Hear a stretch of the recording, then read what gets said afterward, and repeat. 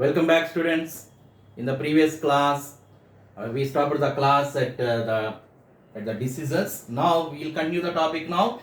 So I already discussed that diseases are two types. One is congenital and one is acquired. So what are congenital diseases? Congenital means inherited.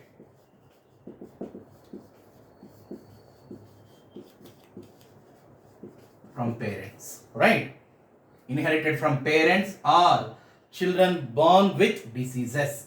So can we see the examples of congenital means like color blindness, right? Hemophilia,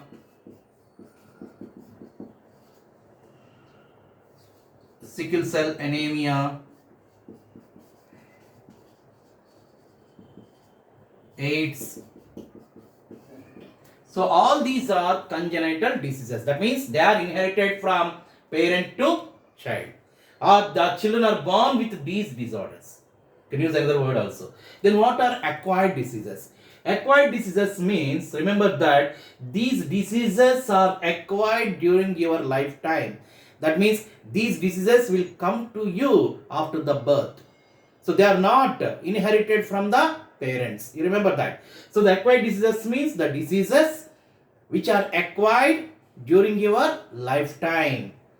So these acquired diseases are also again two types.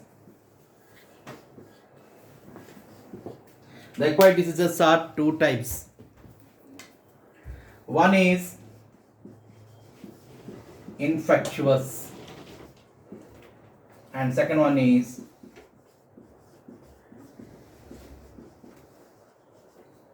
right.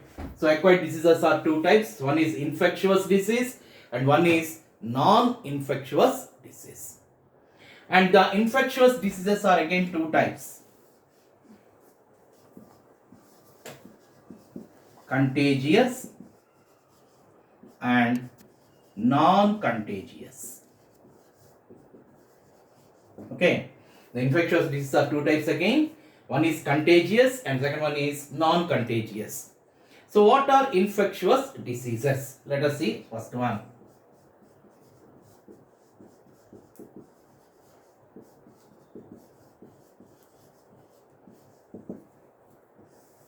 So infectious diseases means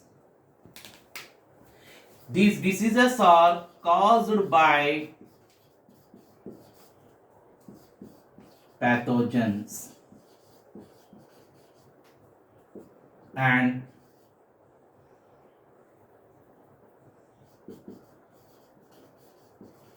they transmitted from one person to another. You understand? So already we discussed about the pathogens. Pathogens means a disease causing organism or disease causing agent is called as pathogen. So the infectious diseases are caused by pathogens and they are transmitted from one person to another person. So let us see some of the examples of the let us see some of the contagious and non-contagious. So what are contagious?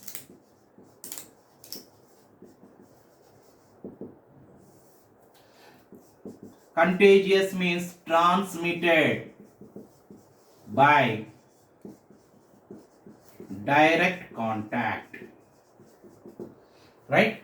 So transmitted through direct contact. So if a person who is having a particular disease will come in direct contact with another person, then that person will get that disease. We call that one as contagious. Example, we can go through that one as ringworm. Okay, a ringworm is a contagious disease. So once you go through again, I'll go for the non-contagious after rubbing the board. So diseases are two types. One is congenital and one is acquired. So what are congenital diseases? Congenital means the diseases which are inherited from parent to child, or the children born with the diseases. So we have given some examples here: color blindness, hemophilia, sickle cell anemia, AIDS, etc. Then what are acquired diseases? Acquired diseases means the diseases which you get in your lifetime after the birth. And these are two types again. One is infectious disease, one is non-infectious disease. Infectious diseases are two types, contagious and non-contagious. So if you see the infectious diseases are caused by pathogens and they are transmitted from one person to another person. Then what about the contagious diseases? Contagious diseases are transmitted by direct contact. So next one is non-contagious.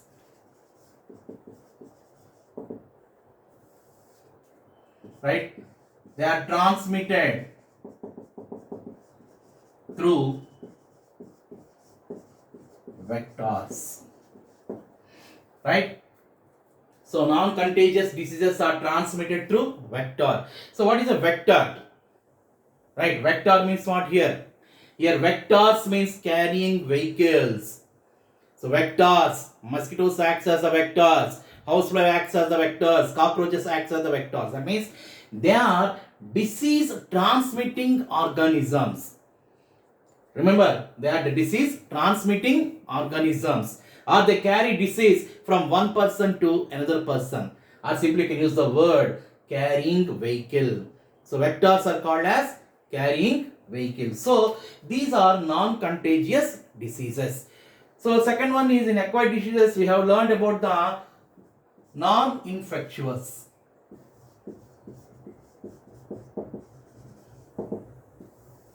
So non-infectious diseases means what? These diseases are not at all transmitted from one person to another person.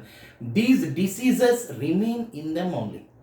That means these diseases are caused in them due to malfunctioning of some organs. For example, you can go for the non-infectious diseases means like cancer. So cancer is not transmitted from one person to another person. Heart attacks, it is also not transmitted from one person to another person, right? Then kidney failure. So all these are non-infectious diseases. Okay, let's continue now. Now common diseases in man.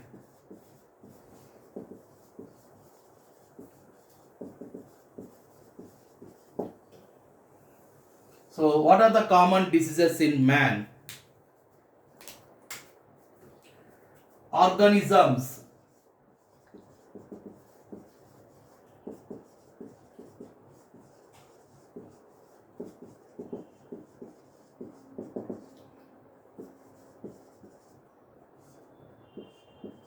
So what is the organism that causes disease in man? So organisms that causes disease in man are bacteria, viruses,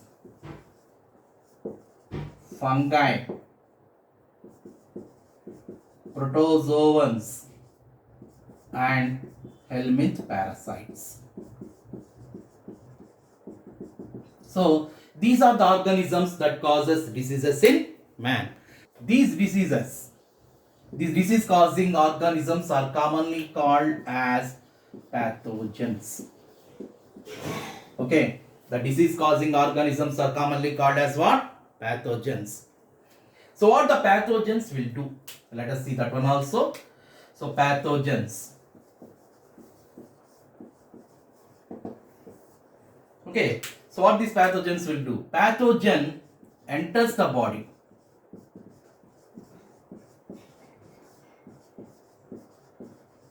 Right, remember that? Enters the body of host. So remember that the disease causing agent is called as pathogen. So the disease causing agent is entering into one body. So the body into which the pathogen enters is called as host. Then after entering into the body, what the pathogen is doing? The pathogen after entering into the body will multiply.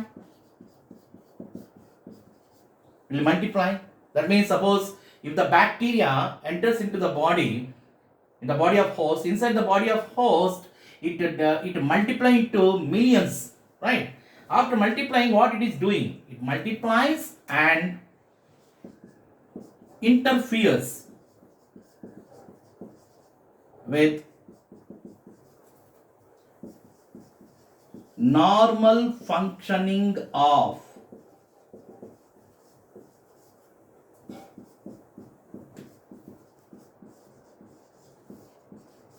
vital organs, right?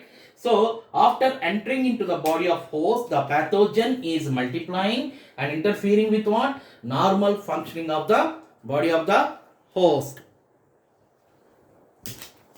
right? Then pathogens is having another character. What is that character means? Pathogens are pathogens can adapt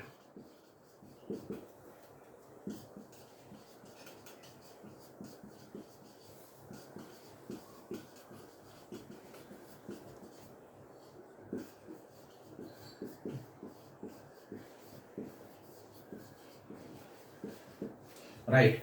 So pathogens can adapt themselves to survive in the body of host. So again, once we go through that, organisms that causes diseases in man are called as pathogens.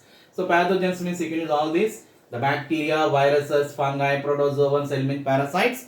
And here if you see the pathogens, what is the nature of pathogens? Means the pathogens can enter the body of host, and they are, after entering into the body of host, they are multiplying and they are interfering with the normal functioning of the vital organs. So after that, the pathogens can survive themselves in the body of host by developing some adaptations. Let us continue. Now let us see some of the bacterial diseases.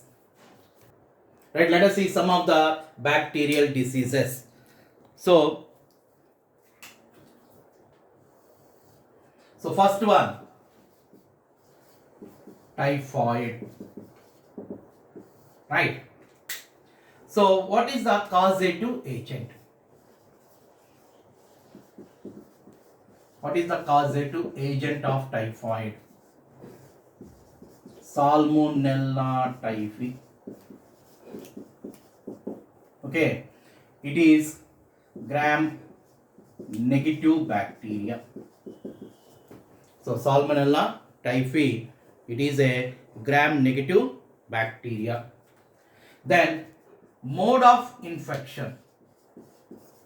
That means how this bacteria enters into the body of host, right? So causative agent is the typhoid is caused by Salmonella typhi, which is a gram negative bacteria, and mode of infection means how this bacteria enter into our body. So mode of infection is through contaminated food and water, right? So mode of infection is contaminated food and water. Remember that, very important here. So mode of infection, causative agent and symptoms. Where does it lives? It lives in small intestine. Okay. It lives in the small intestine and through blood circulation enters other organs, right? So if you drink contaminated food and water, this bacteria enter into our body, it lives and enters into the small intestine, and after entering into the small intestine through the blood circulation, it is entering into the other organs. Then symptoms. What are the symptoms of typhoid? Symptoms will be stomach pain, right? Constipation, loss of appetite,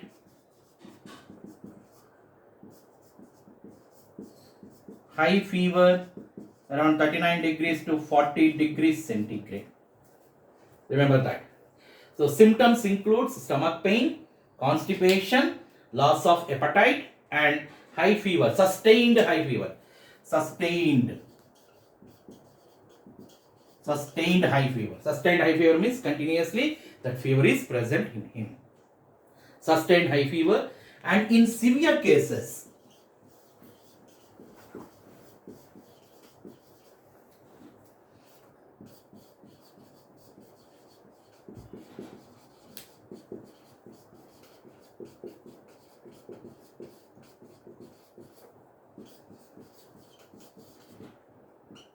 Right.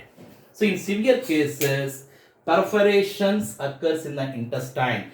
Perforations means holes are formed in the intestine, and it also leads to the death. Then how the this one I'm writing here, how it is confirmed. The typhoid confirmation test is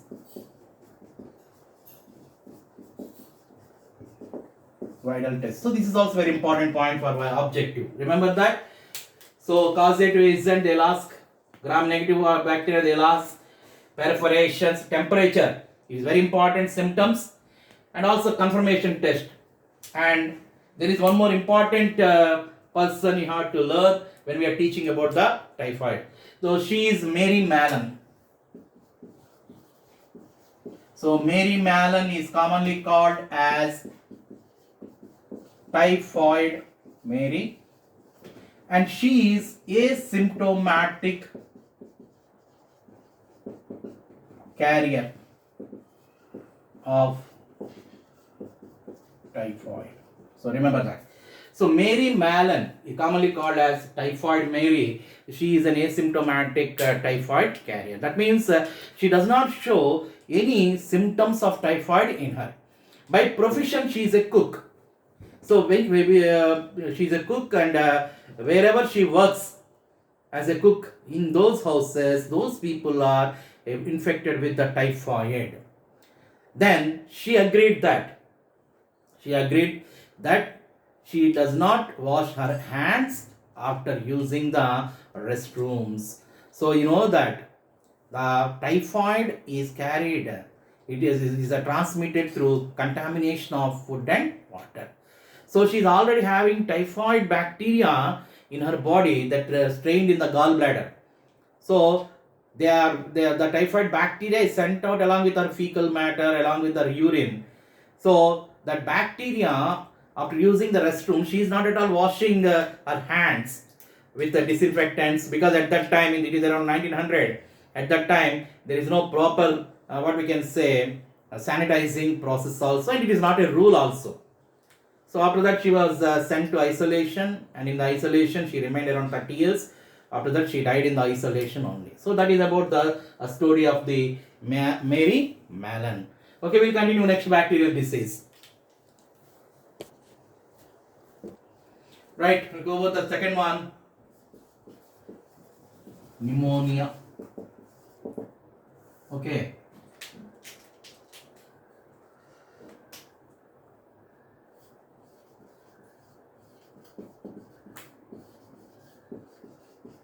Causative agent.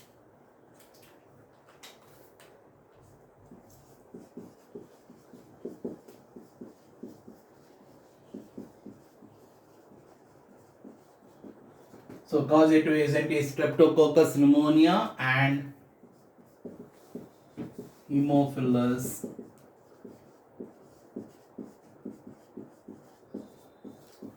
influenza, and it is gram positive bacteria. Right, gram positive bacteria.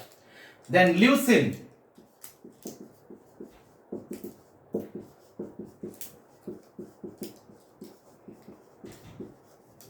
Right, so remember, very important question here we can get. Where does it live? Means it lives in the alveoli of lungs. Where does it infect? Means it infects only the lungs, not entire respiratory tract. Remember that. So pneumonia does not infect the respiratory tract. Then what the pneumonia is doing? Pneumonia is present in the alveoli of lungs. So what about what does it do in the lungs? Let us see that one also. I'll change the color. Blue. Mode of infection.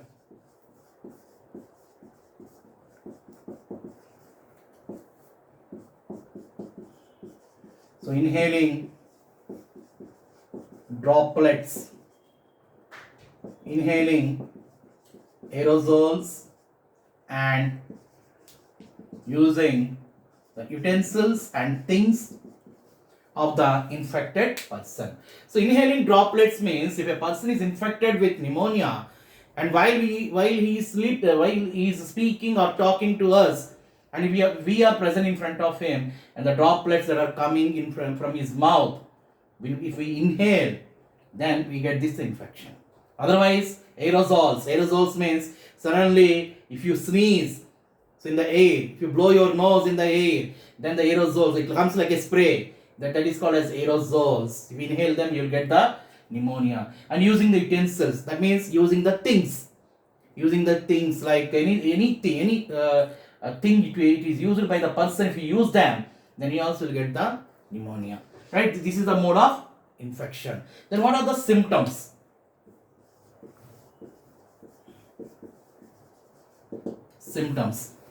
Symptoms includes fever, chills, cough,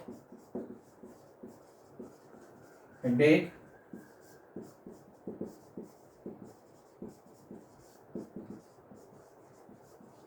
and difficulty in breathing. So why the person feels difficulty in breathing means due to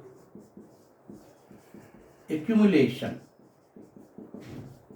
of fluids in alveoli.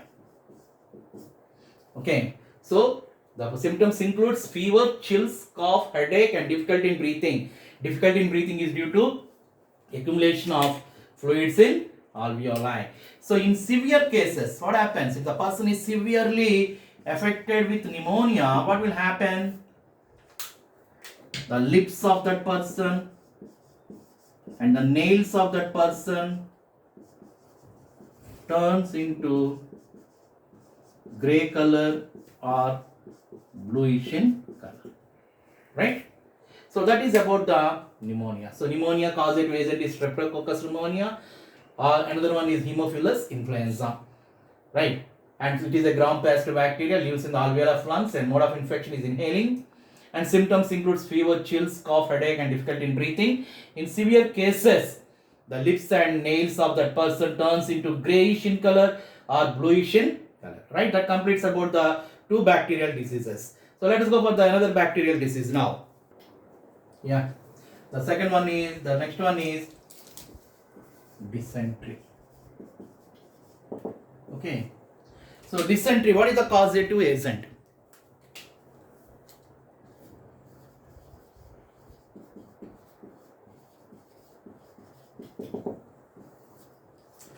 So common causative agent is Shigella bacteria. Okay, gram-negative bacteria. Then what is the mode of infection?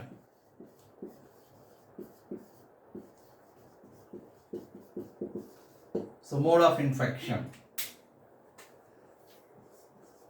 So simply contamination of food and water, right? So dysentery, so common dysentery is commonly caused by Shigella bacteria. Shigella bacteria, and it is a gram-negative bacteria, and mode of infection is contamination of food and water. Then what are the symptoms?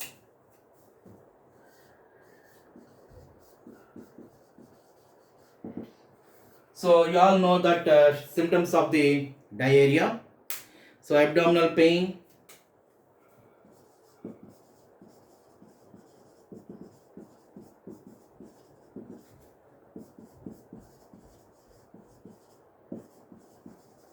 so abdominal pain, nausea, vomiting.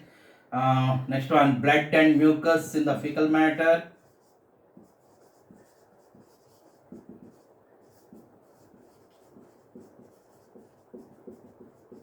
Then watery stools, difficulty in digestion, and dehydration.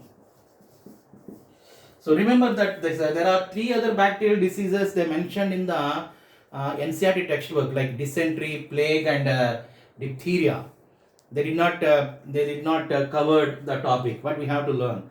So especially if they are not mentioning that one, they have mentioned the names at least. So we have to learn about the causative agent and symptoms and mode of infection. So the dysentery is caused by Shigella bacteria, which is gram-negative. Mode of infection is contamination of food and water, and symptoms you can know that. So abdominal pain, nausea, vomiting, blood and mucus in fecal matter, watery stools. Difficulty in egestion means painful egestion. Remember that difficulty in egestion means it is a painful egestion and it causes dehydration. So this completes about the dysentery. Now let us go for the next one. Okay, next one, plague.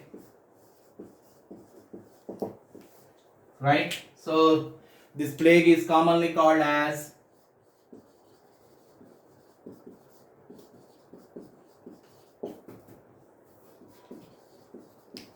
bubonic plague or bubonic plague, right? So it is caused by causative agent.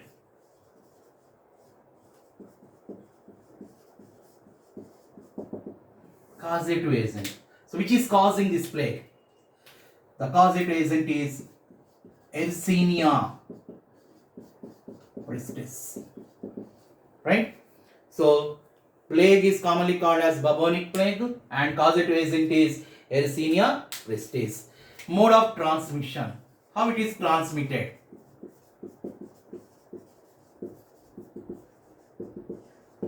Okay. How this plague is transmitted from one person to another person. So mode of transmission is inoculation. That is by the bite of infected fly called as Yersinia,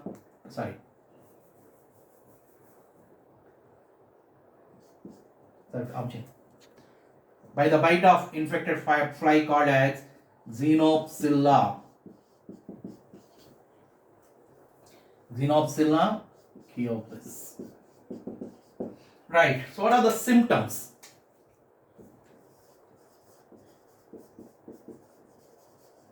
What are the symptoms? The symptoms includes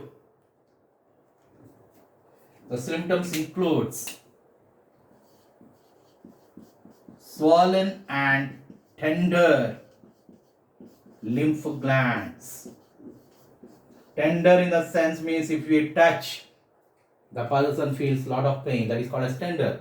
So symptoms include swollen and tender lymph glands, fever, chills, and headache. Okay, right. That's all for now. The next class we'll go for the next diseases. Okay. Okay, that's all for now. So we can see the next one in the next class. Have a nice day.